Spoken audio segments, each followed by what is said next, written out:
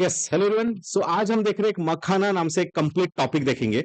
कहाँ पे इंडिया में लिया जाता है, इसका प्रोडक्शन कहाँ कहाँ कैसा है, कौन सा स्टेट लीडिंग में है, कौन सा डिस्ट्रिक्ट लीडिंग में है, और इसका एक्सपोर्ट वगैरह कैसा है, वो सब हम देखेंगे। इवन आप एक फैक्ट देख सकते हो कि जहाँ पे मखाना को और क्या किस नाम से जाना जाता है, तो euryale ferox, prickly water lily, gorgon plant and lotus seed. तो ऐसे ही हम और कुछ फैक्ट देखेंगे कि यहाँ पे और क्या कहा जाता है या और किस प्रकार से हम इसको एक्सपोर्ट में क्या डेटा है वगैरह वो सब देखेंगे। तो इसको देखो इवन सुपर फूड भी कहा जाता है कि जैसे वो हेल्थ के लिए काफी बेनिफिशियल है, वेट लॉस के लिए होगा, support health related to heart होगा, एंटीऑक्सीडेंट न्यूट्रिएंट्स है। तो ऐसे कई सारे सुपर फूड के लिस्ट में आता है मखाना। और आप जानते हो कि आज के डेट में हम देख रहे हैं कि एक लोगों में न्यूट्रिशन लिटरेसी काफी बढ़ती जा रही है, न्यूट्रिशन की साक्षरता बढ़ती जा रही है। और लोग अलग अलग सोशल मीडिया के थ्रू आप देख रहे हो, जैसे फूड फार्मर है या कई सारे हम वीडियोस देखते हैं जहां पे अब आज के डेट में हम देखते हैं कि फ्रूट्स एंड सुपर फूड का क्या बेनिफिट है अपने रेगुलर डाइट में।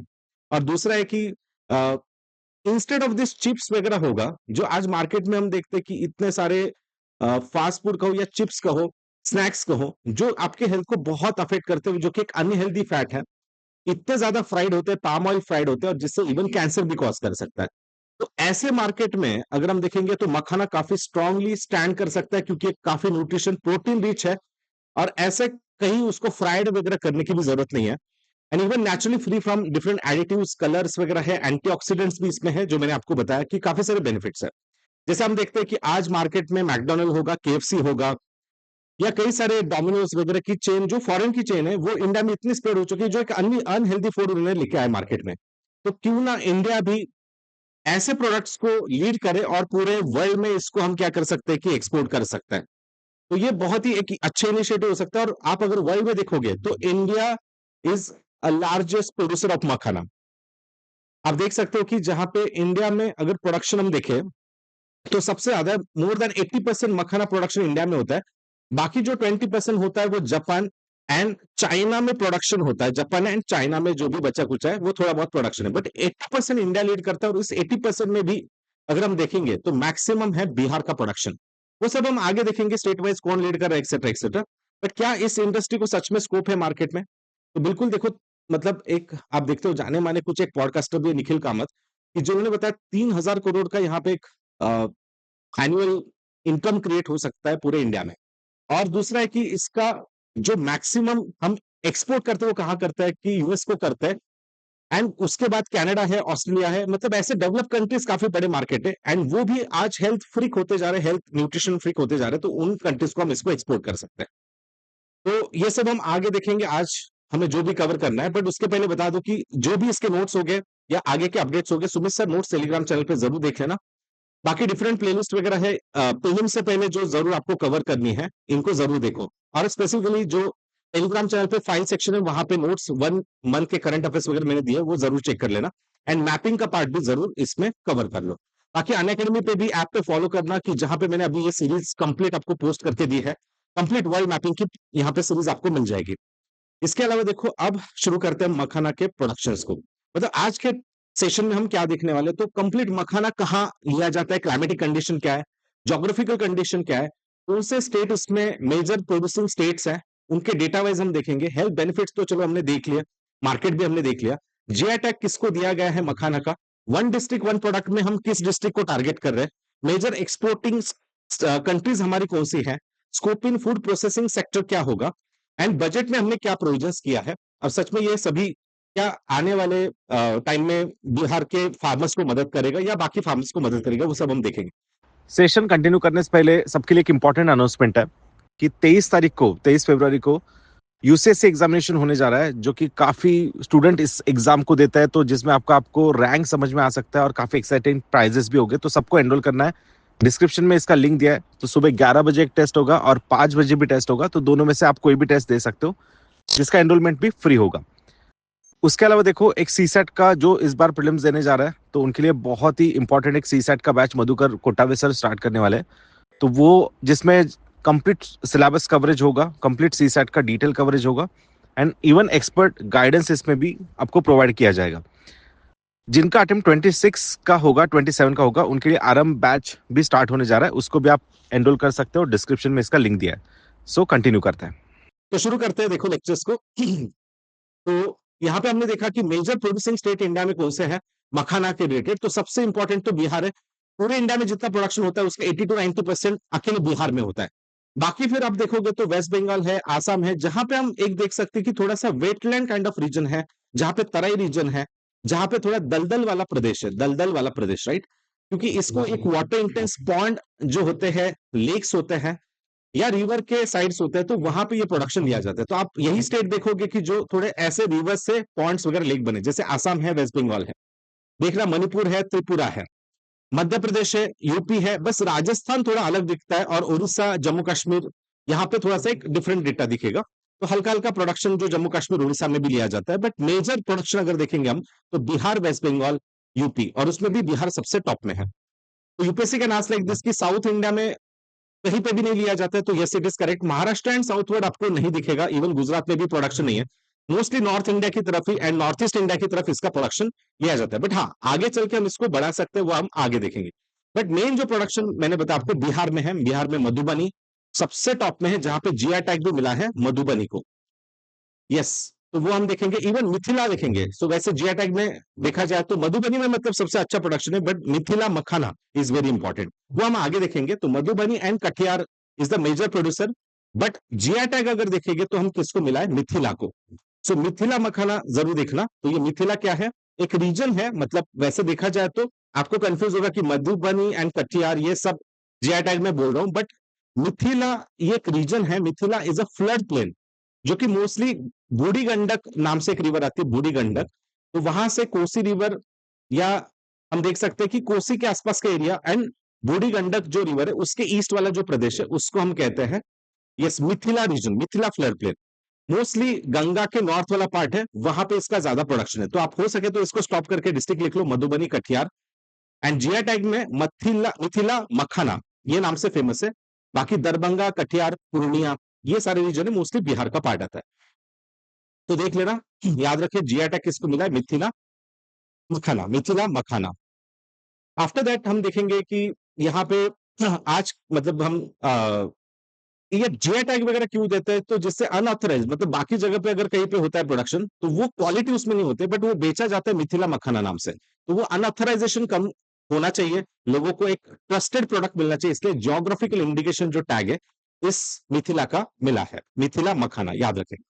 इसके बाद one district one product scheme के अंडर भी हमने इस रीजन को लेके आए, जहां पे हम दरभंगा, मधुबनी, सीतामढ़ी ये रीजन्स को टारगेट कर रहे हैं, वन डिस्ट्रिक्ट वन प्रोडक्ट, मतलब इन डिस्ट्रिक्ट्स में हम इस प्रोडक्ट को टारगेट करेंगे। बाकी बिहार अगर इतना न्यूज में है, बिहार का मखाना इतना न्यूज में है, यू शुड नो कि बिहार में और कौन से प्रोडक्ट्स है जिनको जीआई टैग मिला है, जैसे भागलपुर का सिल्क है, मुजफ्फरपुर का लीची है, एंड नालंदा का मखाना, इसको भी जीआई टैग मिला है। या हम कह सकते हैं कि जीआई टैग में मिथिला मखाना, मिथिला मखाना, उसमें नालंदा आएगा, फिर मधुबनी भी आएगा, एंड गया का जैगरी जो है वो काफी फेमस है। अब ये हुआ सब कहाँ प्रोडक्शन होता है, तो मेजर तो बिहार का ही पार्ट है, उसके भी हमने रीजन देखे। अब आता है प्रोडक्शन मेथड्स, इसके दो प्रकार के, एक ट्रेडिशनल मेथड है, एक फील्ड कल्टीवेशन मेथड है। तो ट्रेडिशनल में मोस्टली एक पॉन्ड बेस्ड लिया जाता है, step by step pond preparation होता है, एंड सालों से वही प्रकार किया जा रहा है कि रिवर के आसपास ऑलरेडी जो प्रेजेंट पॉन्ड्स वगैरह लेक्स है उसके आसपास सीड सिलेक्शन, सोइंग होता है, plant growing, plant growth and maintenance होता है, हार्वेस्टिंग जो मोस्टली होता है इसका अगस्त एंड सितंबर, तब होता है अगस्त एंड सितंबर के बीच में होता है। तो जुलाई अगस्त, अगस्त के आसपास लिया जाता है, मतलब हम कह सकते हैं कि ये रेनफॉल के डेज में ही यूजुअली होता है। हम कह सकते हैं कि खरीफ का टाइम जो होता है उस टाइम में इसको प्रोडक्शन लिया जाता है। जो आप नॉर्मली देख रहे हो इस प्रकार से प्रिपरेशन ऑफ पॉन्ड्स होता है और उसका कल्टीवेशन होता है, और उसके बाद ये जो दिख रहा है लिली जैसा फूल दिखता है, और इस फूल के ही रूट्स में हम देखेंगे, तो इस कमल में ही हम देखेंगे कि इस प्रकार से मखाना को प्रोड्यूस किया जाता है। बाद में आप देखोगे तो इसमें देखो taking seedling to the field है, मैनुअल ट्रांसप्लांटिंग देखा आपने, फिर उसके बाद फील्ड आफ्टर ट्रांसप्लांटिंग ऐसा कुछ दिखेगा, एंड ये बाद में पूरा हार्वेस्टिंग के टाइम दिख रहा है आपको, पूरा ग्रो हो चुका है, जैसे वाटर हाइसिंथ वगैरह ग्रो होते हैं वैसे ही ये ग्रो हो गए, और फिर इसको निकाला जाएगा।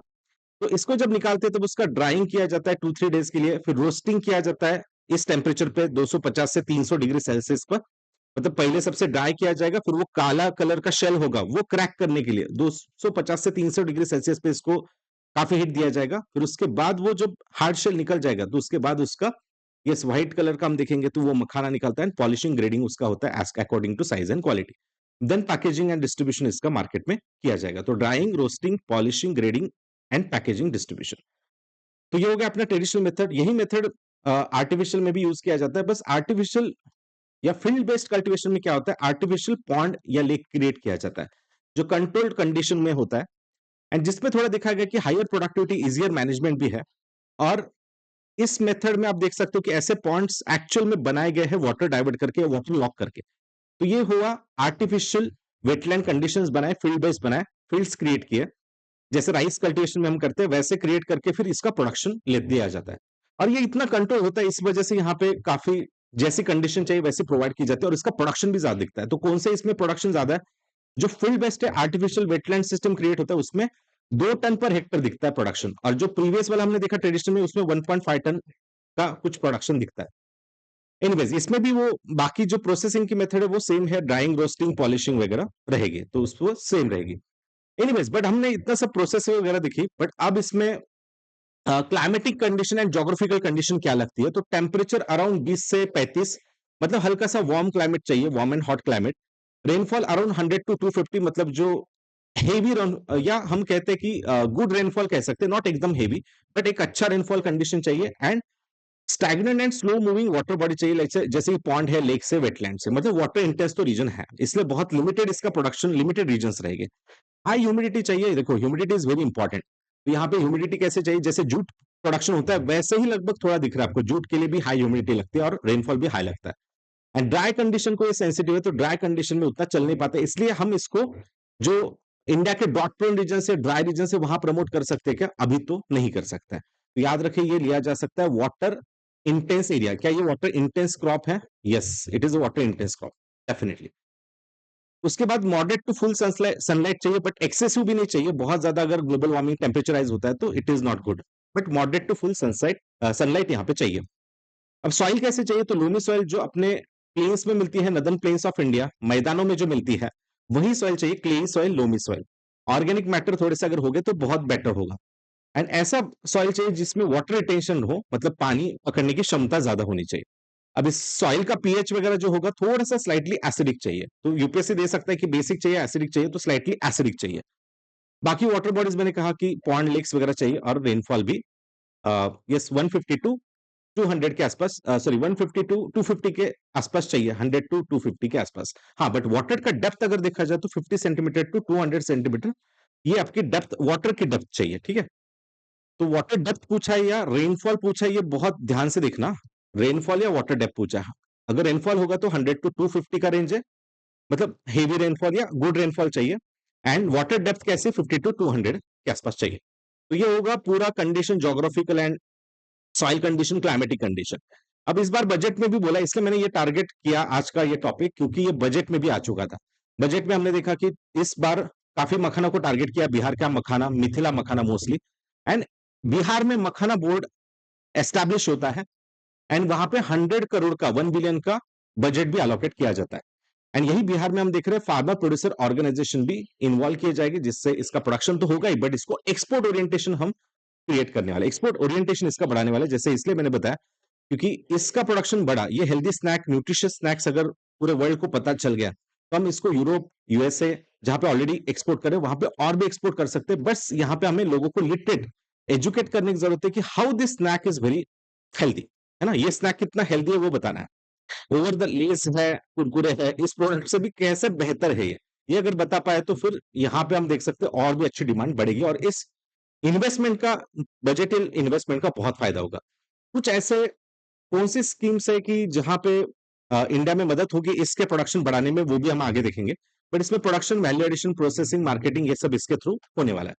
जैसे वन डिस्ट्रिक्ट वन प्रोडक्ट भी इसमें फायदा देगा, मतलब ओवरऑल मखाना बढ़ाने के लिए हमें क्या क्या मदद करेगा, कौन से गवर्नमेंट इनिशिएटिव मदद करेंगे। Makhana board, one district one product, इसमें देख लेना आप कौन से डिस्ट्रिक्ट के, बाद में स्टॉप करके देख लेना, दरभंगा, मधुबनी, सीतामढ़ी। उसके बाद नेशनल हॉर्टिकल्चर मिशन के अंडर भी हमने सब्सिडीज प्रोवाइड की है मखाना फार्मिंग के लिए, मतलब इवन बागबानी मिशन है उसमें भी हम मखाना को प्रोड्यूस कर रहे हैं, मतलब उसमें भी मखाना को हम कह रहे कि मतलब इसमें क्या कहते हैं हम उसको, कि इसमें हम प्रमोट कर रहे हैं कि इसमें इन्वेस्टमेंट हो, एज अ हॉर्टिकल्चर बोल के इसमें इन्वेस्टमेंट होना है। साइंटिफिक रिसर्च, ट्रेनिंग, इंफ्रास्ट्रक्चर, ये भी यहाँ पे हमने रखा है। देन आफ्टर हॉर्टिकल्चर मिशन हम देख रहे हैं राष्ट्रीय कृषि विकास योजना के अंडर भी हम technology irrigation training program and और कैसे टेक्निकली इसको कर सकते हैं जिससे आपकी प्रोडक्टिविटी हाई एल्डिंग बढ़ेगा, ये भी हम कोशिश करेंगे आरकेवीवाई के अंडर। फिर प्रधानमंत्री formalisation of micro food processing enterprises में भी हम प्रमोट करेंगे, क्योंकि इसका कहीं ना कहीं लिंकेज इंडस्ट्री से है, इसको प्रोसेस किए बिना हम कंज्यूम नहीं कर सकते, तो इसलिए इसको फूड प्रोसेसिंग सेक्टर के अंडर भी हाईली हम लेके आ सकते हैं, तो इसको जरूर देखें। बाकी कृषि विज्ञान केंद्र है ICR Indian council of agriculture research, इसके अंडर भी ट्रेनिंग एंड रिसर्च प्रोग्राम हम प्रोवाइड कर सकते हैं। परंपरागत कृषि विकास योजना, क्योंकि ये ट्रेडिशनल तरीके से भी लिया जाता है, तो इसलिए इसको हम परंपरागत कृषि विकास योजना, जिससे एनवायरमेंट पे लेस डैमेज होगा, ऑर्गेनिक फार्मिंग में भी मखाना को लेके आ सकते हैं, जिसमें फाइनेंशियल असिस्टेंस फार्मर्स को 50,000 पर फार्मर ओवर 3 इयर्स दिया जाता है, तो इसका भी फायदा वो इन्वेस्टमेंट के लिए यूज कर सकता है। बाकी किसान क्रेडिट कार्ड, इसमें भी 5 लाख तक का लो इंटरेस्ट रेट पे एक जो हम लोन है वो अवेल कर सकते हैं अंडर द किसान क्रेडिट कार्ड, और इसी वजह से हम देख सकते हैं कि इंडिया में मखाना ऐसे कुछ स्कीम की वजह से यस डेफिनेटली प्रमोट होगा। तो देख लेना कि आज आने वाले टाइम में मखाना जरूर, इसका मखाना का जो सेल है वो बहुत बढ़ने वाला है, क्योंकि लोग अब न्यूट्रिशियस या हेल्दी फ्रीक होने वाले हैं, तो over the ledge and over the this junk food हम कहे, over this unhealthy snacks, makhana is definitely healthy snacks जो आपके हेल्थ को भी मदद करेगा और आपके टेस्ट को भी सेटिस्फाई करेगा, राइट। सो इसलिए हम देखेंगे कि ये मखाना आगे चल के काफी अच्छा सुपर फूड रहने वाला है और काफी लोगों के द्वारा कंज्यूम किया जाएगा। एनीवेज, तो ये था आज का पूरा सेशन। इसके आई होप सबने नोट्स बनाए, इसको आपको प्रीलिम्स में जो भी मैंने फैक्ट्स बताए वो कहीं ना कहीं काम में आने ही वाले हैं। बाकी Telegram channel Sumit sir notes पे अपडेटेड रहो for the next sessions, and please session को लाइक करें, एंड यस नेक्स्ट सेशन जब आता है उसको जरूर देखें। Thank you.